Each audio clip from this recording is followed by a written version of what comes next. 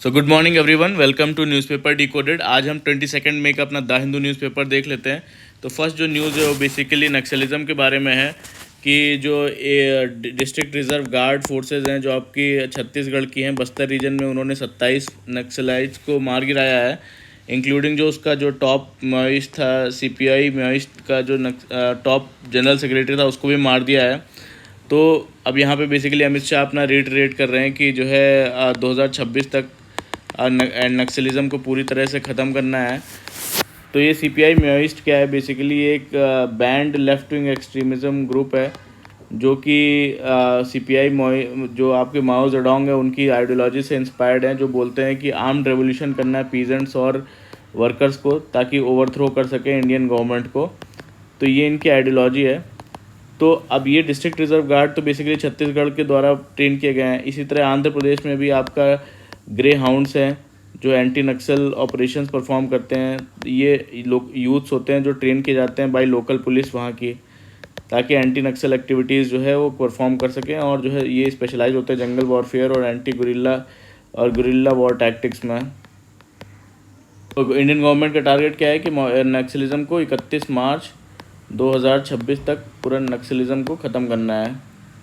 यहाँ पे next news में बेसिकली यहाँ पे इंटरनेशनल बुकर प्राइज़ जो है वो आपकी बनू मुश्ताक जी जीत गई हैं।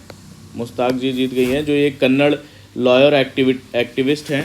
इन्होंने बेसिकली मुस्लिम वुमेंस को अपलिफ्ट करने की और वॉइस उनकी बनी है थ्रू फिक्शंस, और इन्फ्लुएंस्ड हैं बांद्या साहित्य मूवमेंट से। और बांद्या साहित्य मूवमेंट बेसिकली क्या है कि एक जो लिटरेरी मूवमेंट है कर्नाटका का, जो कि प्रमोट करता था वहाँ के दलित्स, बैकवर्ड्स और वुमेन वॉइस बनता था, एम्फेसाइज करता था बांद्या पे। बांद्या बेसिकली वहाँ पे बोलते हैं रेबेलियन को, रेबेलियन एंड प्रोटेस्ट लिटरेचर। तो इसलिए इनको बेसिकली मिला है। इंटरनेशनल बुकर प्राइज़ जो है बुकर प्राइज़ फाउंडेशन के द्वारा दिया जाता है जो यूके बेस्ड है। तो ये बेसिकली प्रेस्टिजियस लिटरेरी अवार्ड है। तो हर साल दिया जाता है उन बुक्स को जो कि ट्रांसलेट की जाती है इंग्लिश में और पब्लिश की जाती है यूके या आयरलैंड में, ठीक है। तो जॉइंटली जो है अवार्ड शेयर किया जाता है ऑथर और ट्रांसलेटर के बीच में। और तो एम्फसाइज़ करता है इंपॉर्टेंस जो ट्रांसलेशन है ग्लोबल लिटरेचर में। और तो बस यही है इसके बारे में। इसमें जो है आपका जो वर्क होना चाहिए वो must be of work of fiction. फिर जो नेक्स्ट न्यूज़ है उसमें बेसिकली अभी तमिलनाडु ने क्या किया था कि तमिलनाडु ने एक बिल लाया अपने यहाँ पे, जिसमें जो वाइस चांसलर को अपॉइंट करने की पावर है वो नॉर्मली गवर्नर के पास होती है। गवर्नर जो वाइस चांसलर को अपॉइंट करने की पावर गवर्नर के पास होती है। तो इन्होंने उस बिल में अमेंडमेंट करके ये पावर जो है स्टेट गवर्नमेंट के पास कर दी। तो वही मद्रास हाई कोर्ट ने ये ऑर्डर स्टे कर दिया है और बोला है कि जो है ऐसा पॉसिबल नहीं है। और उन्होंने बोला कि जो है जो वाइस चांसलर होता है वो must be appointed by the usually by the chancellor, usually जो कि आपके होती हैं, यूजुअली जो गवर्नर होते हैं। तो अब ये बोलते हैं कि जो है एंट्री 66 जो है आपकी यूनियन लिस्ट की, वो बोलती है बेसिकली जो कोऑर्डिनेशन के लिए बोलती है between the coordination and determination of standards in institutions of higher education, कि मतलब एक जैसा स्टैंडर्ड और कोऑर्डिनेशन होना चाहिए। तो एंट्री 6 में यही बोला गया है कि जो है जो गवर्नर है वही अपॉइंट करेगा आपके वाइस चांसलर को। तो इसीलिए कोर्ट ने ये बैन कर दिया है, ये स्टे कर दिया है एक्ट को। नेक्स्ट न्यूज़ में basically Kerala government finance minister बोल रहे हैं कि उनको आईजीएसटी के जो है कैलकुलेशन स्टैंडर्ड्स में एनोनिमिटी दिखने की वजह से जो एक्सेस जो आपका केरला को 9,516 रुपये का नुकसान हुआ है। सेंटर ने क्लेम किया है कि पहले इन्होंने एक्सेस क्रेडिट कर दिया है जो है केरला को, तो अब वो एडजस्ट कर रहे हैं इन करंट डिसबर्सल में। तो आईजीएसटी बेसिकली क्या है कि इंटीग्रेटेड जीएसटी है जो लगता है आपके इंटर स्टेट सप्लाई पे और कलेक्ट किया जाता है इसे सेंटर के द्वारा, कलेक्टेड बाय सेंट्रल गवर्नमेंट, और उसके बाद में सेटल किया जाता है सेंटर और स्टेट के द्वारा जो भी as per consumption and estimation destination based principles पे। तो केरला का क्या बोलना है कि ये ट्रांसपेरेंसी नहीं है, कैसे ये जो है कैलकुलेट करती है गवर्नमेंट एक्सेस जो क्रेडिट होती है, जो बोली पहले एक्सेस क्रेडिट मिल गया आप जो है उसको एडजस्ट कर रहे हैं। तो डिमांड करते हैं क्लियरर अकाउंटिंग नॉर्म्स की और जो बेटर ऑडिटिंग की, जो आईजीएसटी मिलता है इनको आईजीएसटी में शेयर। फिर यहाँ पे गडकरी जी ने एक हाई लेवल एक्सपर्ट कमेटी बनाने की बात की है जो आपका NH-66 का एक पोर्शन जो है स्ट्रक्चरल डिफेक्ट आ गया था उसमें, तो उसमें कोलैप्स हो गया था, उसकी वजह से मेजर पब्लिक सेफ्टी कंसर्न है। तो वही उसी को बस हाई लेवल एक्सपर्ट कमेटी बनाने की बात की जो इन्वेस्टिगेट करेगी स्ट्रक्चरल इश्यूज़ को। फिर जो नेक्स्ट न्यूज़ है वो बेसिकली यहाँ पे वक्फ को लेके सुप्रीम कोर्ट में बहस चल रही है। तो उसमें बेसिकली गवर्नमेंट ने अपने कुछ आर्ग्यूमेंट्स रखे हैं। तो वक्फ क्या है, बेसिकली जो मुस्लिम्स के द्वारा जो लैंड और बिल्डिंग जो आपके रिलीजियस और चैरिटेबल पर्पसेस के लिए डोनेट की जाती है, जैसे स्कूल बनाने के लिए, हॉस्पिटल, कॉलेजेस और मेडिकल सपोर्ट, इन सब के लिए। तो अब इसमें वक्फ बिल में क्या था, बेसिकली जो डिस्प्यूट है, अगर कोई भी वक्फ जो प्रॉपर्टी है उस पर कोई भी डिस्प्यूट रेज कर सकता है, और जो है उस डिस्प्यूट से जो उसकी जो एंटायर प्रॉपर्टी है वो सीज़ की जा सकती है।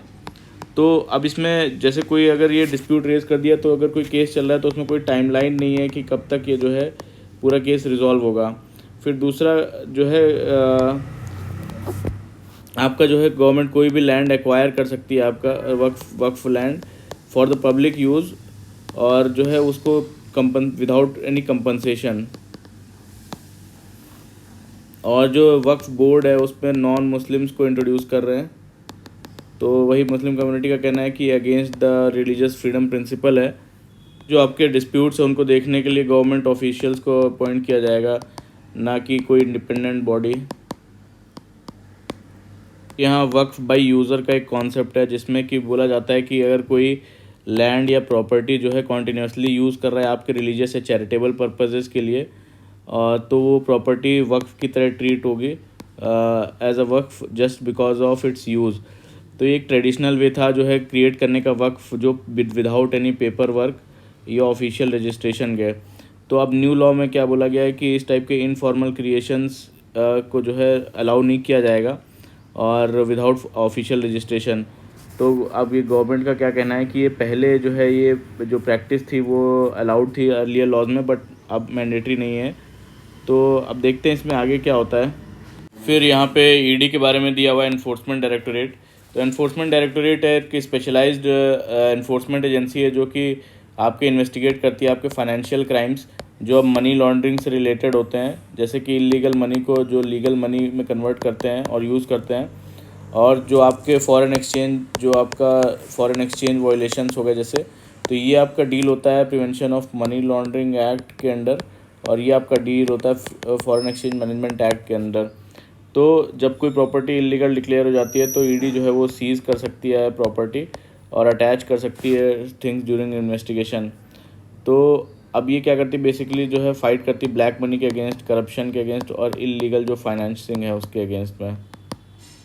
ये काम करती है आपके मिनिस्ट्री ऑफ फाइनेंस के अंडर।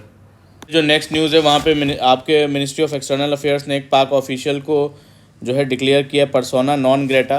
तो पर्सोना नॉन ग्रेटा क्या है, बेसिकली एक ऐसे लोग डिप्लोमेसी में यूजुअली यूज़ होता है, जो एक कंट्री डिक्लेयर करती है कोई फॉरेन डिप्लोमेट है अगर, तो उसको पर्सन नॉन ग्रेटा डिक्लेयर करती है शो करने के लिए कि जो है वो जो डिप्लोमेट है वो अनवेलकम्ड है उस कंट्री में, और जो है यूजुअली जो है वो रिजेक्टेड है या बैंड कर दिया जाता है फ्रॉम कम्युनिटी और ऑर्गेनाइजेशन। तो ये बेसिकली इसका मतलब होता है, उनको बोला जाता है कि आप देश छोड़ के चले जाइए। यहाँ पे नेक्स्ट न्यूज़ में NHRC ने रिपोर्ट मांगी अशोका यूनिवर्सिटी प्रोफेसर के अरेस्ट पे, जो कि इन पे आरोप लगते हैं कि वो सॉवरेनिटी और इंटीग्रिटी ऑफ इंडिया को इंडेंजर किया और एनिमिटी प्रमोट की डिफरेंट ग्रुप्स के बीच में। तो अब देख लेते हैं नेशनल ह्यूमन राइट्स कमीशन क्या चीज़ है। NHRC एक गवर्नमेंट बॉडी है जो कि प्रोटेक्ट और प्रमोट करती है आपके ह्यूमन राइट्स इंडिया में, और ये 1993 में फॉर्म हुई थी protection of human rights act के अंडर।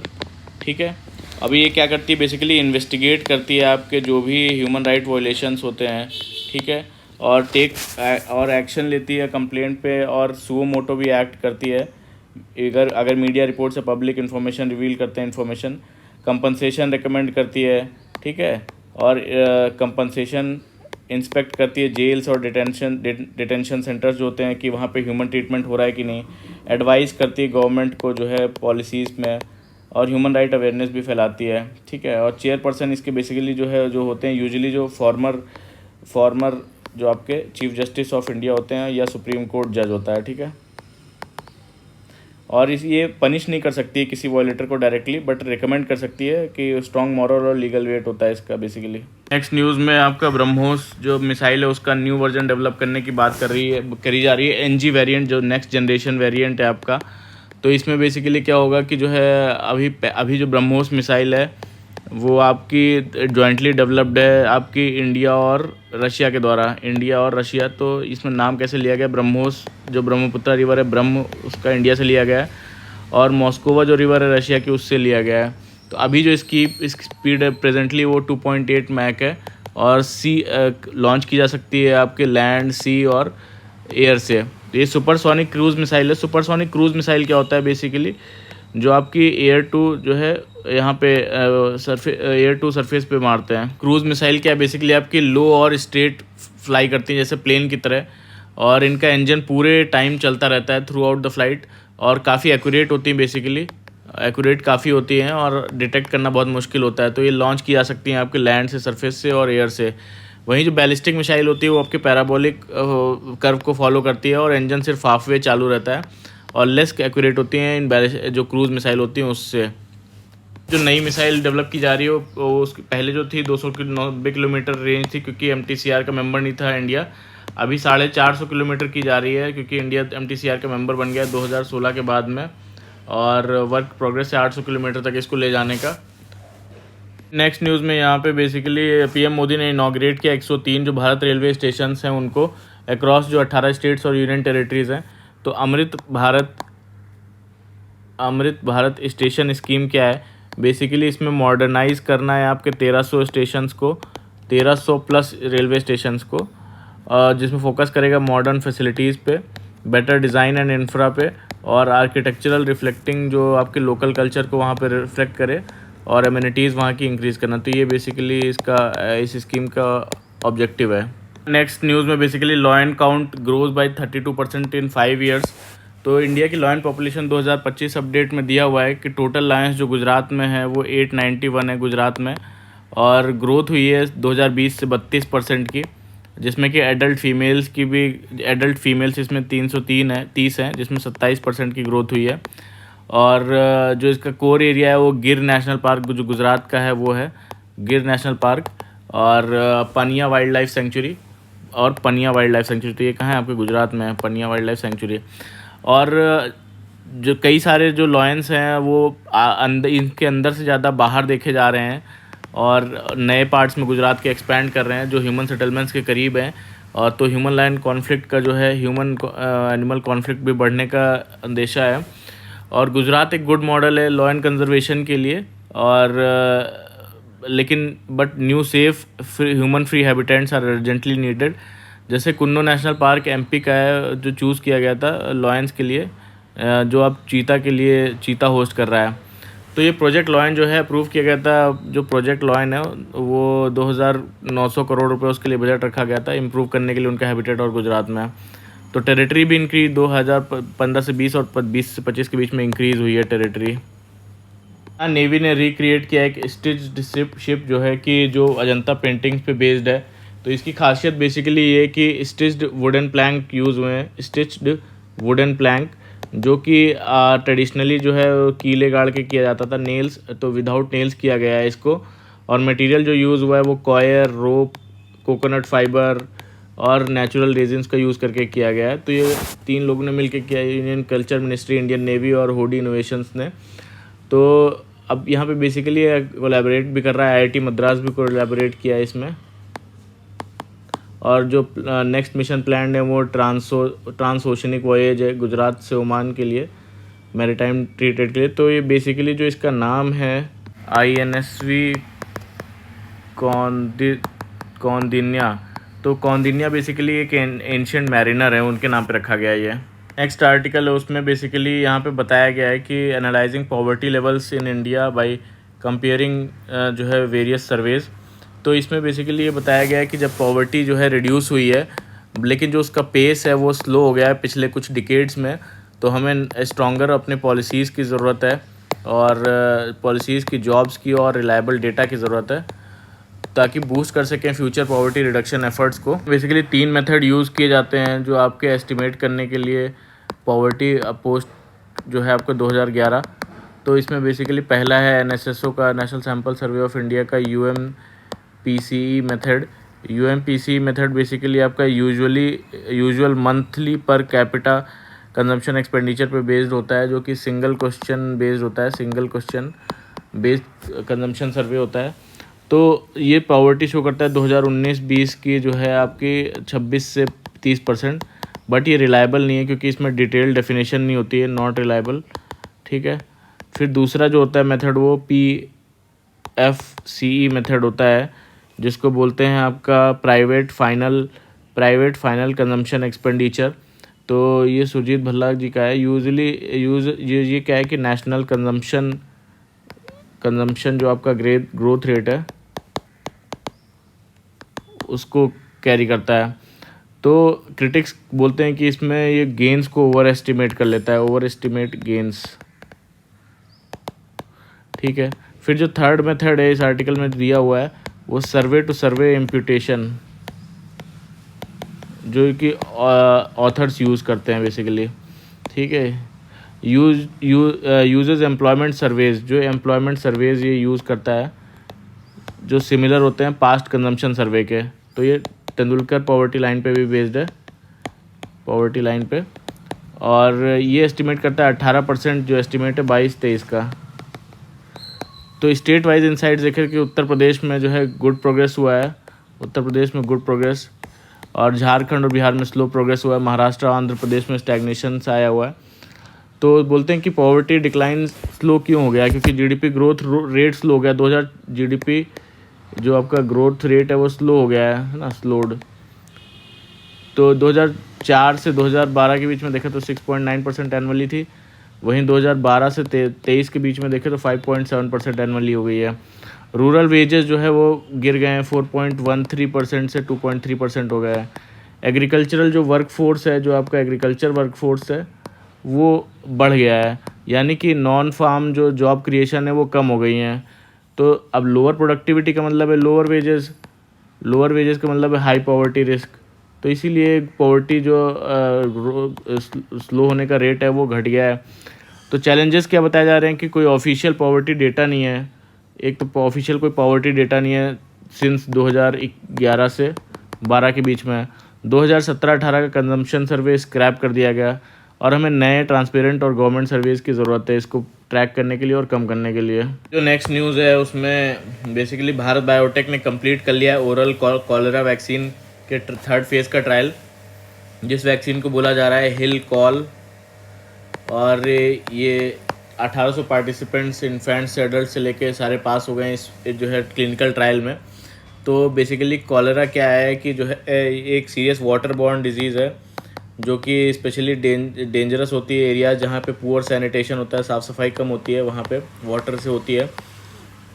एक reliable Indian made oral vaccine जैसे हिल कॉल ये इम्प्रूव कर सकती है हमारे पब्लिक हेल्थ और एड कॉलेरा कंट्रोल एफर्ट्स में। फिर यहाँ पे मूडीज़ की रेटिंग के हिसाब से इंडिया जो है वेल पोजीशनड है हैंडल करने के लिए जो आपके यूएस टैरिफ लगा रहा है, पोटेंशियल यूएस टैरिफ, और जो टेंशन है बिटवीन इंडिया एंड पाकिस्तान, तो इसको वेल हैंडल कर सकता है। इंडिया की लार्ज डोमेस्टिक इकोनॉमी और स्ट्रॉन्ग इंटरनल ग्रोथ इसके स्ट्रेंथ्स हैं। इंडिया का लो डिपेंडेंस है गुड्स ट्रेड पे पाकिस्तान के साथ और अदर कंट्रीज़ के साथ, तो फिर जो है हेल्प करता है जो रिड्यूस करने के लिए रिस्क जो ग्लोबल ट्रेड डिसरप्शन से होते हैं। इसमें यही बोला है कि इंडिया ग्रोथ एक्सपोर्ट जो है वो इफेक्ट हो सकता है अगर यूएस लोअर टैरिफ करता है इंडिया को, इंडिया के लिए अदर एमर्जिंग कंट्रीज़ के कंपैरिजन में। तो मूडी ने एक्सपेक्ट किया कोई मेजर इकोनॉमिक डिसरप्शन नहीं आएगा जो टेंशन है इंडिया और पाकिस्तान के बीच में, क्योंकि इंडिया का मिनिमल इकोनॉमिक टाइज है जो आपके पाकिस्तान के साथ। जो नेक्स्ट न्यूज़ है उसमें बेसिकली इंडिया पहले डिपेंड करता था इंपोर्ट जो बाहर के ऑयल पे, वो लगभग 70% डिपेंडेंट था। अब जो है वो जो अप्रैल में वो ये राइज करके 90% डिपेंडेंसी पे पहुंच गया।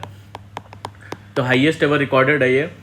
जो आपकी इंडस्ट्रियल और कमर्शियल डिमांड थी उसको मीट करने के लिए डोमेस्टिक डोमेस्टिक जो क्रूड ऑयल प्रोडक्शन है वो घट रहा है, स्पेशली फ्रॉम द जो स्टेट रन एजेंसी जैसे ONGC हो गया, ऑयल हो गया, तो वो गिर रहा है उसका। और जो प्राइवेट कंपनी जो जॉइंट वेंचर्स हैं उनका भी लगभग सेम ही प्रोडक्शन हो रहा है। तो ये जो डोमेस्टिक प्रोडक्शन गिर रहा है उसका बेसिकली रीज़न ये है कि जो ओल्डर और हमारे मार्जिनल ऑयल फील्ड्स हैं वो पहले के नेचुरली डिप्लीट हो रहे हैं और टेक्निकल और एक्सेसिबिलिटी चैलेंजेस आ रहे हैं उनमें, ठीक है, कुछ रिजर्वायर में, इन सम रिजर्वायर, और डिसरप्शन इन field activities impacting production, disruption हो रहा है फील्ड एक्टिविटीज़ में, जैसे अलग अलग टाइप के चैलेंजेस आ रहे हैं, पॉलिटिकल हो गए, एनवायरमेंटल हो गए, तो इसलिए बेसिकली ये गिर रहा है। जो है दिया हुआ है कि बेसिकली यूनाइटेड किंगडम में, इंग्लैंड में इन्फ्लेशन राइज़ कर रहा है हाईएस्ट सिंस जनवरी। तो इसका रीज़न बेसिकली वहाँ के जो डोमेस्टिक बिल्स हैं वो काफ़ी ज़्यादा हाई आ रहे हैं, जैसे एनर्जी और वाटर को लेके हो गए, या उनके बिजनेस टैक्स जो भी है सारे वो बढ़ गए हैं, और मिनिमम वेज हाइक कर दिया गया है, मिनिमम वेज भी जो है वहाँ का बढ़ा दिया गया, इसलिए इन्फ्लेशन भी बढ़ गया है। तो अभी जो यूएस टैरिफ लगा रहा है सारे कंट्रीज़ पे, उसमें 25% टैरिफ जो लगाया है आप हमारे स्टील और एल्यूमिनियम पे, तो उसके जो है जस्टिफाई करता है यूएस की नेशनल सिक्योरिटी स्ट्रक्चर और के लिए है बेसिकली ये। और इंडिया ने नोटिफाई किया है कि जो है वो भी रिटेलिएटरी टैरिफ लगाएगा जो यूएस के $7.6 बिलियन इंपोर्ट्स होते हैं, जिससे कि $1.91 बिलियन हमारी ड्यूटीज़ जनरेट होंगी। और ये मिरर जो है ये टैरिफ इसलिए लगाया गया, इंडिया का कहना है कि हार्म करने के लिए इंडिया के एक्सपोर्ट को जो स्टील और एल्यूमिनियम का है। तो अब यहाँ पे बोलते हैं कि जो है जो ये इंडियन स्टील एक्सपोर्ट है वो पहले यूएस को जाता था 2018 में, वो 3.3% से 2.5% हो गया था टोटल एक्सपोर्ट्स का, लेकिन फिर ये दोबारा से रीबाउंड किया था 2024-25 में 44%। तो अब जो फिर से ये हार्म हो सकता है। और स्टील प्रोड्यूसर्स जैसे कि सेल है, इन्होंने अब काफ़ी प्रोडक्शन करने लगे हैं, तो ये बोलते हैं कि जो है ग्लोबल मार्केट वॉलेटिलिटी बढ़ सकती है यूएस टैरिफ की वजह से। फिर यहाँ पे जो नेक्स्ट न्यूज़ आर्टिकल है वो basically with output hikes OPEC plus country again targets US shale oil. तो जो ओपेक प्लस कंट्रीज़ हैं जो कि ऑयल प्रोड्यूसिंग कंट्रीज़ हैं, तो लीडर उसके जो सऊदी अरेबिया और रशिया हैं, और जो रशिया हैं अब यूएस सेल प्रोड्यूसर्स को चैलेंज कर रहे हैं, इनको चैलेंज कर रहे हैं और अपना मार्केट शेयर वापस ले सकें, ताकि पिछले 10 सालों में जो यूएस शेल ऑयल ने टेक्नोलॉजी से अपने खर्चे कम किए और मार्केट बड़ा किया, लेकिन अब शेल के खर्चे बढ़ गए, इनके जो एक्सपेंडिचर हैं वो बढ़ गए हैं। उन्हें प्रॉफिटेबल होने के लिए 65 पर बैरल चाहिए प्रॉफिटेबल होने के लिए। ओपेक प्लस कंट्रीज़ का जो है कॉस्ट वहीं पे बहुत कम है, कॉस्ट ऑफ प्रोडक्शन, इसलिए वो अपना प्रोडक्शन जो है वो बढ़ा रहे हैं ताकि प्राइसेस वो नीचे गिरा सकें, ठीक है। ये यूएस सेल के नुकसान ये क्या है हर्ट करेगा, लेकिन सऊदी अरेबिया रशिया कुछ फाइनेंशियल प्रेशर भी झेलना पड़ सकता है, तो ये इस पूरे आर्टिकल में बताया गया था। यहाँ पे इजराइल अपने अटैक्स जो है कंटिन्यू रख रहा है गाज़ा पे। वो बोलता है जब तक गाज़ा उसके जो है हमास उसके हॉस्टेजेस रिलीज़ नहीं कर देता है तब तक वो उस पर अटैक करता रहेगा, और जब तक वो हमास को डिसमेंटल नहीं कर देता है तब तक वो उस पर अटैक करेगा। तो बेसिकली यहाँ पे गाज़ा में अब कोई मदद नहीं पहुँची है, और इज़राइल में जो 11 हफ्तों का जो ब्लॉकेड लगा था वो खोल दिया गया है, लेकिन जो ट्रक्स आए हैं वो गाज़ा के soup kitchen, bakeries, market, hospitals तक नहीं पहुँचे। और इन्होंने बताया कि जो है गाज़ा में लोग अब फेमाइन के करीब और हैं और सिचुएशन बहुत गंभीर है, तो ये इसमें पूरा बताया गया है। नेक्स्ट न्यूज़ में चाइना और पाकिस्तान जो है इंक्लूड करने वाले हैं अफ़गानिस्तान को। आपका जो CPEC कॉरिडोर है, China Pakistan economic corridor, India इसको ऑब्जेक्ट करता है क्योंकि ये जो POK से गुजरता है, पाक ऑक्यूपाइड कश्मीर से गुजरता है, और चाइना के बेल्ट और रोड इनिशिएटिव का हिस्सा है ये। CPEC क्या है? बेसिकली CPEC एक बड़ा इंफ्रास्ट्रक्चर प्रोजेक्ट है जो चाइना और पाकिस्तान को रोड, रेलवे, एनर्जी प्रोजेक्ट से कनेक्ट करता है। इसका मेन पर्पस जो है ट्रेड और इकोनॉमिक ग्रोथ को बूस्ट करना है। CPEC जो है वो चाइना के बेल्ट एंड रोड इनिशिएटिव का जो है हिस्सा है, जिसमें बेल्ट एंड रोड इनिशिएटिव और ब्रॉडर इनिशिएटिव है, जिसमें आपका ये एशिया, अफ्रीका और यूरोप के बीच कनेक्टिविटी इस्टेब्लिश कर रहा है रेल, रोड और जो है आपके एनर्जी प्रोजेक्ट्स के थ्रू। बट इंडिया इसको अपोज करता है क्योंकि ये POK रीजन से गुजरता है, जो इंडिया के लिए एक सेंसिटिव इशू है। अब CPEC को अफ़गानिस्तान तक एक्सपेंड करने की बात चल रही है, जिससे रीजनल कोऑपरेशन और बढ़ेगा, ऐसा बोलते हैं ये, बट इंडिया के लिए कंसर्निंग है।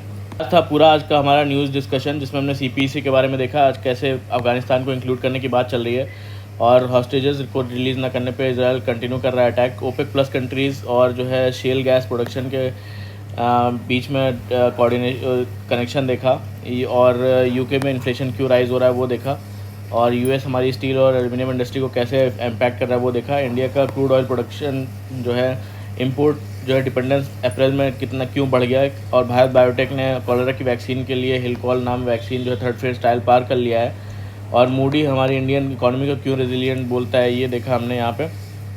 फिर हमने देखा कि पॉवर्टी ग्रोथ जो स्लो होने का रेट है वो क्यों गिर गया, उसके रीज़न देखे हमने। फिर यहाँ पे हमने देखा नेवी ने जो न्यू क्रिएट किया है शिप, जो स्टिच्ड शिप है विदाउट नेल्स। फिर हमने लॉ एंड काउंट सर्वे के बारे में देखा। फिर हमने यहाँ पे Amrit Bharat railway station scheme के बारे में देखा। फिर यहाँ पे हमने देखा ब्रह्मोस मिसाइल का नया जो वेरिएंट डेवलप हो रहा है NG वेरिएंट, उसके बारे में देखा। फिर हमने यहाँ पे नेशनल ह्यूमन राइट्स कमीशन के बारे में देखा। फिर हमने यहाँ पे पर्सोना नॉन ग्रेटा क्या होता है फॉरेन डिप्लोमेसी में, उसके बारे में देखा। फिर यहाँ पे हमने इन्फोर्समेंट डायरेक्टोरेट के बारे में जाना। फिर हमने यहाँ पे देखा वक्फ बिल के बारे में जाना, और उसमें क्या आर्गूमेंट चल रहा है सुप्रीम कोर्ट और गवर्नमेंट के भी, गवर्नमेंट क्या आर्गूमेंट दे रही है उसमें सुप्रीम कोर्ट में। NH-66 को लेके क्या इश्यूज़ हैं और क्या इन्वेस्टिगेशन टीम बनाई जा रही है। IGST को लेके क्या इश्यूज़ हैं केरला में। फिर उसके बाद में हमने यहाँ पे देखा कि जो है जो वाइस चांसलर को अपॉइंट करने का पावर है वो कैसे हाई कोर्ट ने तमिलनाडु ने जो बनाया था अमेंडमेंट एक्ट, उसको कैसे रिजेक्ट कर दिया। फिर हमने इंटरनेशनल बुकर प्राइज़ के बारे में देखा, किसको मिला, क्यों मिलता है। फिर हमने यहाँ पे CPI माओइस्ट के बारे में जाना, और जो है यहाँ पे जो DRG और जो है ग्रे हाउंड्स के बारे में जाना। तो ये आज था हमारा आज का पूरा न्यूज़ डिस्कशन। तो प्लीज़ अच्छा लगा हो तो प्लीज़ लाइक करिएगा, कमेंट करिएगा और सब्सक्राइब करिएगा। Thank you very much for the discussion.